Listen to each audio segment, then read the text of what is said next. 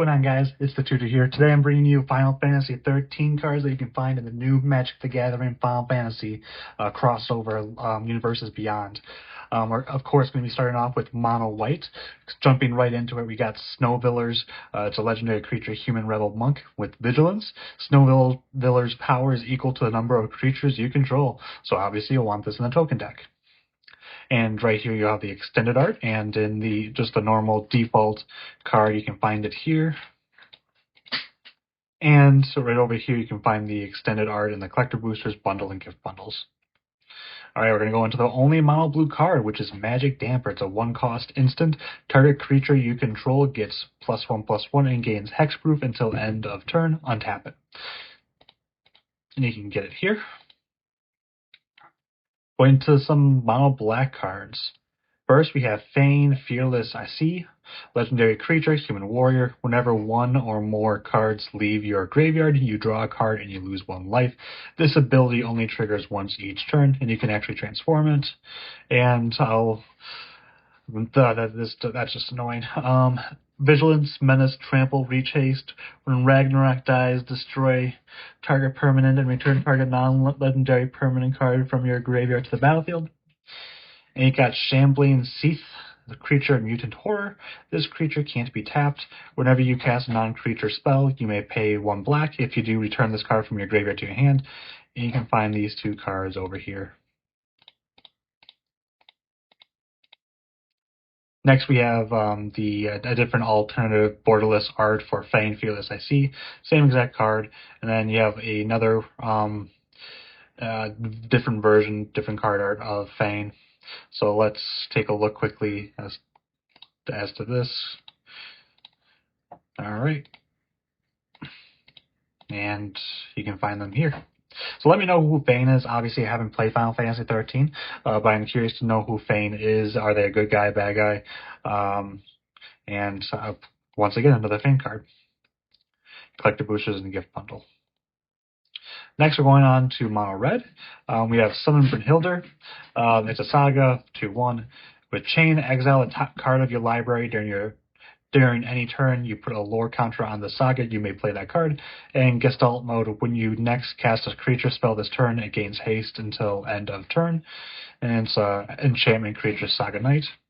Then you have Thunder Magic, 1-cost instant with Tired.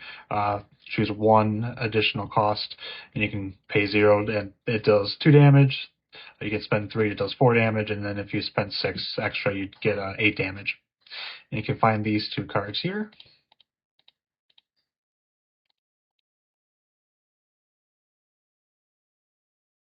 Alright, and then you have a different borderless art for Summon Brynhildr. And then you have Lightning, Security Sergeant, legendary creature, human soldier with Menace. Whenever a lightning deals combat damage to a player, exile the top card of your library. You may play that card for as long as you control lightning. Awesome. Then you have the default of the lightning right here. You find it in the starter kits in the MTG Arena wildcard. And then you have Lightning Bolt, also known as Throom of the Vestige. It's a 1-cost instant. It deals 3 damage to any target. Very old card. We all know what that does.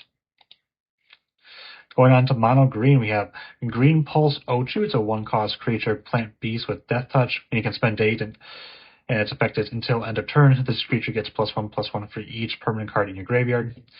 Then you have Saz Katsuroi, legendary creature, human pilot. When it enters, you may search your library for a bird or basic land card, reveal it, put it into your hand, then shuffle. Whenever it attacks, put a +1/+1 counter on target creature, then double the number of +1/+1 counters on that creature. And you can find them here. Next, looks like we have a little Chocobo. Saz Chocobo. Creature, bird, landfall. Whenever a land you control enters, put a +1/+1 counter on this creature. Then you have Vanille, Cheerful Isil, legendary creature, human cleric. When it enters, mill 2 cards, then return a permanent card from your graveyard to your hand. At the beginning of your first main phase, if you both own and control Vanille and the creature named Fane, Fearless Isil, you may pay 5. If you do, exile them, then meld them into Ragnarok Divine Deliverance. And that's what Ragnarok Divine Deliverance is. It looks like there's a bottom half to it too, obviously, which we might see in just a second. Hopefully we do. Alright, so he has a kind of a different artwork for Vanille, and then an extended art for Salzil. And you can find this borderless of Vanille here, and the extended art for Sal's here, borderless art for Vanille, and borderless search foil in these sets right here. Then you have Facile Paradise. It's a 1-cost enchantment at the beginning of each of your main phases. If you haven't added mana with this ability this turn, you may add X mana of any one color, where X is the number of islands target opponent controls, and this is also known as Carpet of Flowers. And you're on to multicolored cards, which seems like the bulk of Final Fantasy 13. First off, we have Hope Estham, legendary creature, human wizard with lifelink.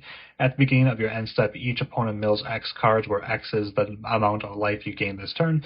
Then you have Lightning Army of One. We know the previous Lightning, obviously. Legendary creature, human soldier, first strike, trample, lifelink. Whenever Lightning deals combat damage to a player until your next turn, if a source would deal damage to that player or a permanent that player controls, it deals double that damage instead. You can find these 2 cards here.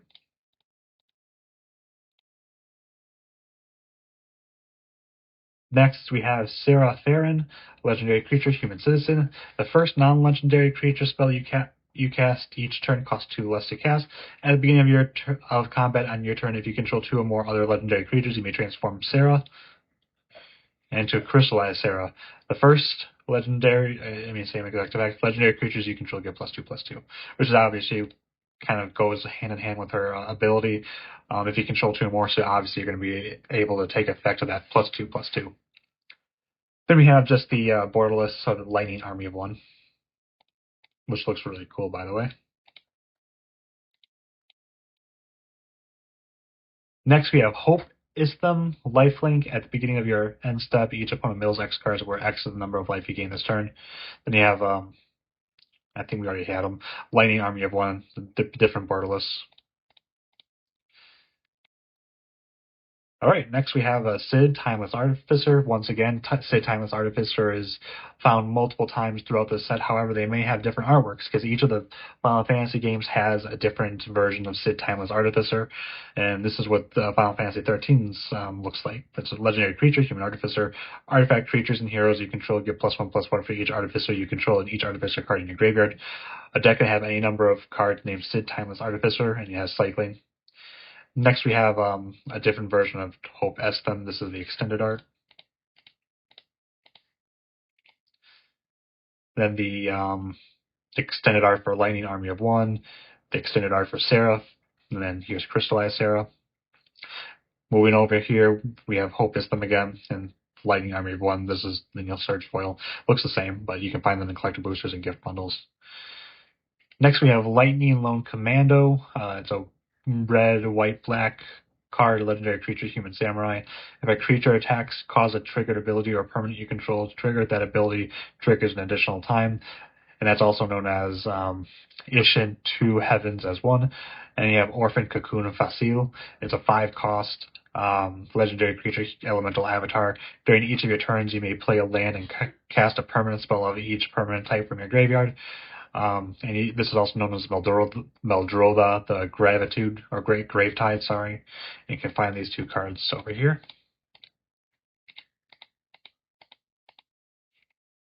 Next, we just have 3 lands, and then we'll be at the end of the video. We have Eden, Seat of Sanctum. It's a land town. You can tap it for a colorless, and you can spend 5 to tap it and mill 2 cards. Then you may sacrifice this land. When you do, return another target permanent card from your graveyard to your hand.